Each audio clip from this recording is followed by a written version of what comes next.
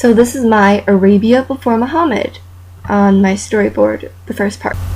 Now, one of the first things I'm going to mention about this time period is that there was not really a form of government. It was just more nomadic and kinship groups that stayed together. Also, it was the Jews who had all the wealth. They were basically the ones who were in charge. This was a male-dominated society, so women had no say in pretty much anything. Because that there was no real form of government, and they were all just fending from themselves, there were a lot of wars going on in pre-Islamic Arabia, and it was pretty much just pure chaos. There was wars left and right. But that was all going to change very soon when a man named Muhammad was born. Yes, I'm sorry, Jews, you lost your swag and your money, and now you're crying because it's all gone. I'm sorry. A little background information on Muhammad was he was born in the city of Mecca, and his father died before he was born.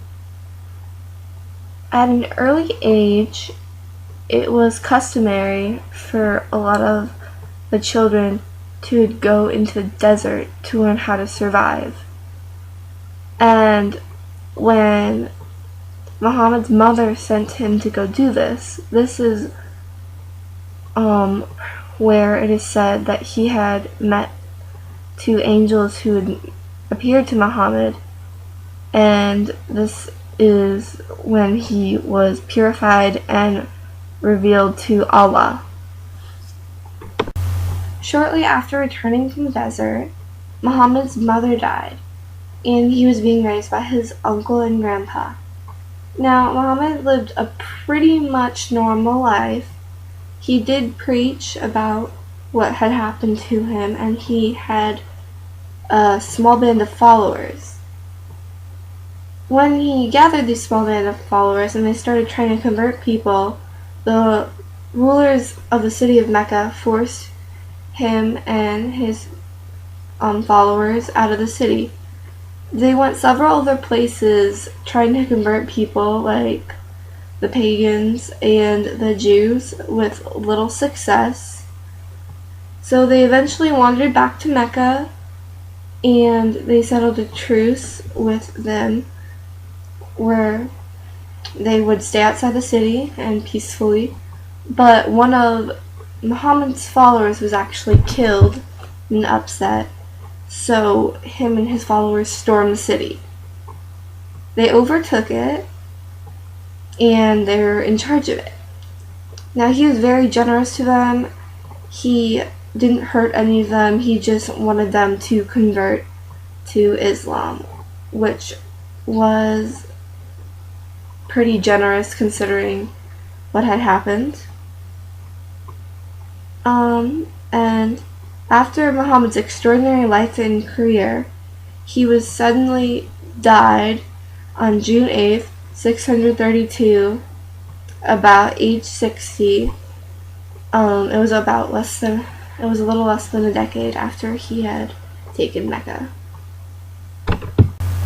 So now we're going to talk about the Umayyad dynasty. It was basically the dynasty to conquer a lot of land and increase the Muslim empire. It originates back to Muhammad's cousin Ali. He became the Caliph, and he actually met a lot of resistance, and he moved his capital, which resulted in a lot of conflict that lasted from 656 to 661. He actually had initially resisted Islam and not had converted until 627, until Muhammad finally convinced him. Under this dynasty, the Muslim empire was at its peak. Muslim armies overran Spain and West India, and in Central Asia. It was an extensive program of Arabization. Arabic became the official language.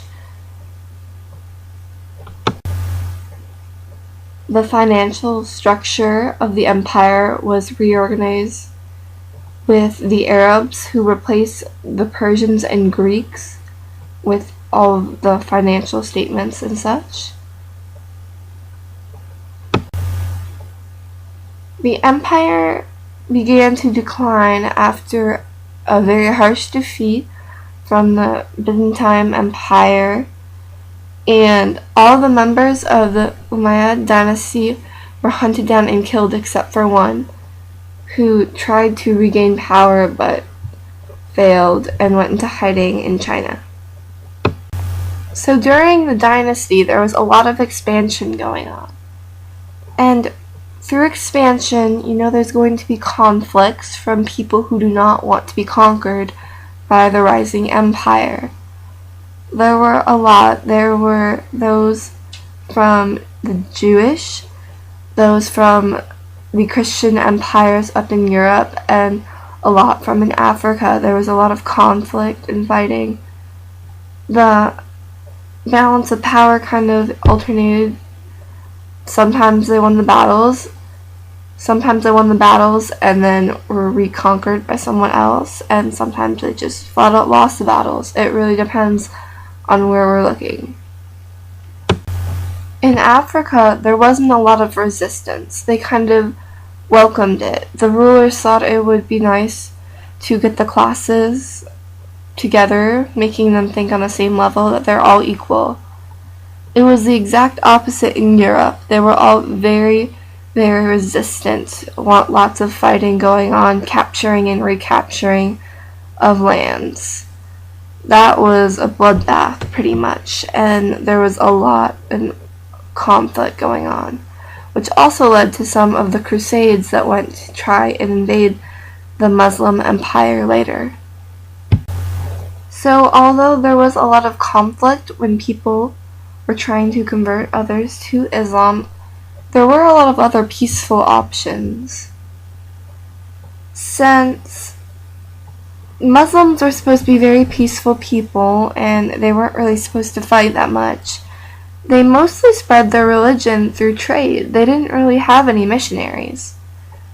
That is actually how it spread to Africa a lot. Africans had a lot of the goods they needed to, or just wanted to make their lives more luxurious. It's also the same for Indians, or how it spread to India, I should say. It is one of the major religions in India present today, and it was all spread by trade. Some land trade, but mostly sea trade. After seeing the caste system, it was a real refreshing thing to think that we're all made equal, that we're all equal. So that's probably why it was so popular there. The Abbasid Caliphate were the third line of the Islamic caliphates. This is the rulers at the time, the Abbasid dynasty. They built their capital in Baghdad after overthrowing the Umayyad Caliphate.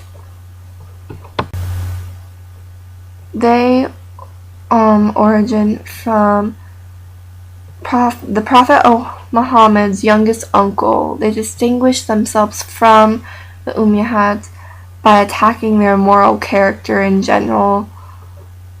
There was a long line of quarrels between these two groups, and eventually the new rulers killed off the Umayyads.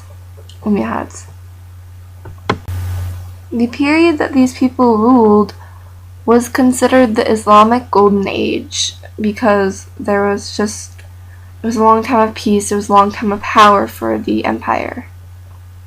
The dynasty finally ended when the last of the dynasty was taken prisoner.